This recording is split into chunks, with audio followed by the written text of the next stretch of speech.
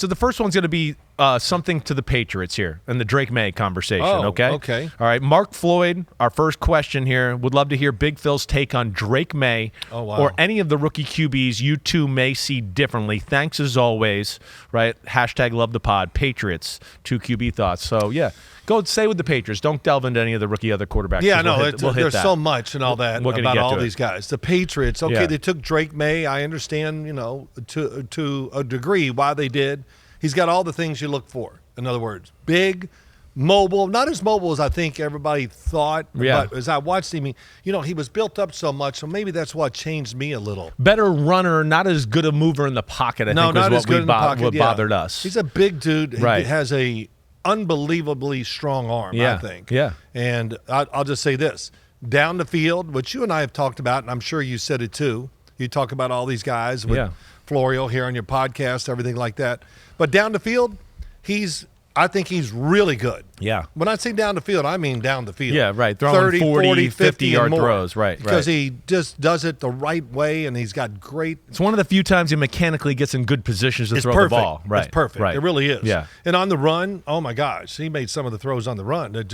It's like Patrick Mahomes. It's 50 yards down the field. Right. He's sprinting right, and he throws a bomb for real, high and far, and his guys can run it down. But, it's the short throws, the things that bothered me is, Bill Cowher said this once, and I steal it all the time, of course, is that you got to make all the routine throws. Yeah, right. But then you got to do that, and you can't miss them. And then you got to hit some dynamic throws down the field. 2 or 3 wow plays. Yeah, you got to do that every game. That's why a strong arm is important for all the ex-quarterbacks that say arm strength's overrated. Well, you're wrong. I'll argue anything you want over that. We just don't give it. People on TV just see a completion. Yeah. They I don't agree. see, oh, wow, that was special. That arm strength came through. The quarterback you're playing against can't make those throws today or whatever. Yeah. So, yeah, that drives me crazy. Yeah, I know it does. I know. And you can't. So accuracy, you just can't teach it. And that's another bull crapper. I think you're right. I think there's a lot of people that don't sometimes have the gauge or the experience to know, like, ooh, that was a special throw that he got that in there. And there's only 3 or 4 guys that can do that, and that might be the difference of the game today. Is that guy made 2 of those? Absolutely. 2 of those throws. Usually every game, every Right. game you got to make 2 or 3 special throws. Yeah. Unless you're just dominating, you're just orchestrating the game and Right. playing that way. But Drake Maye, the other thing.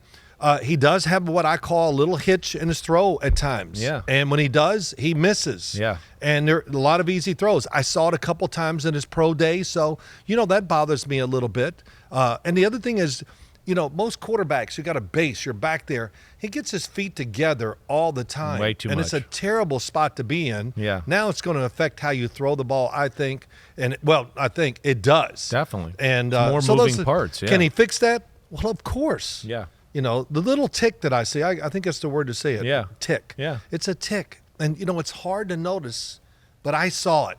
And once I saw it, I was like, oh, God. You can't unsee it once you see it. I kept waiting for it. Oh, there it is.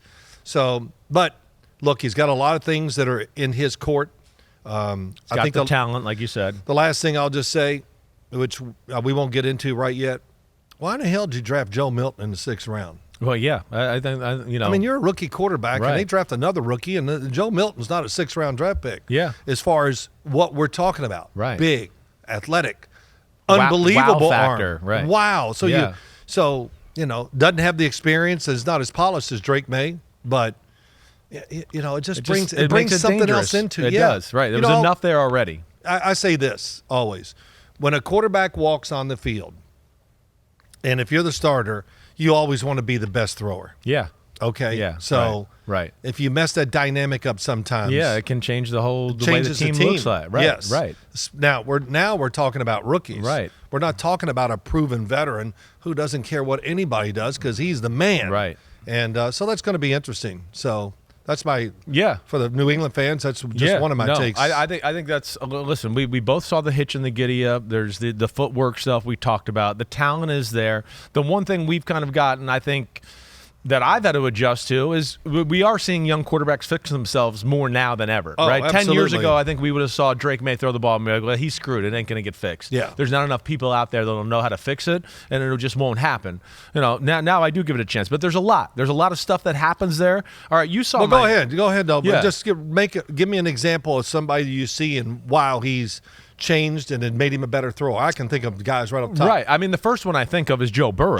Right, 100%. Right. I mean, I visited him and went through that whole charade with him, and right. I see people still putting it online and cutting me out of the picture, actually, and him giving the conversation. Yeah. But, yeah, I mean, he would definitely be one, right, to think about that. How about Jordan Love? How's that look? Well, yeah, exactly right. Jordan Love's totally different, too. Totally. 100%. It took him half the season to kind of get it. Right. But when he got it, you just go. And honestly, I'm going to judge him hard this year. Sorry. Because he's got to really even refine it more. Yeah. And if what I would see this year, what I would expect to see, they would have absolutely won the playoff game, against the 49ers. Against the 49ers. Right. He just wasn't the same guy. He got a little, I don't know, He got whatever. a little loose. He got a little loose with the ball, right? But his potential is great. Yeah. And then who was the other one? Oh, well, the biggest one of all. What did Patrick Mahomes do this past year? I mean, look at his, especially as it got late in the year, he became a machine as far as his technique and everything. He didn't miss any throws. No, he did not. Those last 5 games, he was almost perfect. Yeah. Reading right decision, on time. And his other thing, which early in the year, I love the drop conversation always too. If they got his finger on it, they got to catch it. Okay, so it was a little overrated, but he paced the ball much better at the end of the year. Yeah. Right? Right. You know what I'm saying? Yeah. He threw some passes in other games they called drops. I could have given them big catcher's mitts. They couldn't have caught it. He threw it so damn hard. Yeah. I mean, that's a great problem to have. Yeah, well, no, I know But, it so is. But that's just a few examples. Right. There's more than that. How did Aaron Rodgers change his motion over his career? Exactly. Compared to what he got out of college. How about Tom Brady? Did he change his? Yes, he did. A few times, really. I mean, he went to 2 or 3 changes. Yeah, so what we're saying so there is we see it. He can do it, definitely. There's questions. I think there's enough questions for me to go, I'm not sure he can fix all these things right away. It might take a little while, if not all of them. I'm not sure. If he pays me enough money, I'll fix it. Okay, we'll see if he calls you. All right, Right. I know your rankings and stuff like that. And I had May 6th. As far as, you had him in the same region, right? I can't even remember. Yeah. I know Matt had him at 6. Yeah. Matt had Michael Penix at 2. Right. And, I think sometimes in all these rankings, I do get a little influence. It's just, man, I'm not doing this stuff or whatever to create controversy or to hear the bull from people and all that stuff. But it does affect me a little bit. And from now on, I even said it when it was over. Matt, I said, from now on, I'm just going to do what I really, truly, deep down believe about everything. Yeah. I'm not going to couch it. Right. Because but yeah, there's no question who the top 2 were to me. And I think I don't know how you felt, but as I studied the quarterbacks more and more, and I late in the process, maybe about a week before the draft, I looked at them all again. Yeah. And I went, wow, this Jaden Daniels, man, is pretty close to my eyes. Yeah. And, yeah. I feel like the last week when you looked at it again, Jaden Daniels and Michael Penix, like they went up in your eyes. No doubt. Yeah. Now Caleb didn't come down at all. Right. No, I know that. But just the Michael Penix just throwing the ball. But Jaden Daniels, I've been following him. I saw him his first game at Arizona State, and I went, God, is he skinny? But man, he could play. Yep. And I followed him really close at LSU, and I think every Sunday morning at CBS we'd have a meeting where a few of us would be in there, and hell, Jaden Daniels would be the first thing out of me and Bill Cowher's mouth. Yeah. Of course, Caleb too. Yeah. But Jaden Daniels refined it.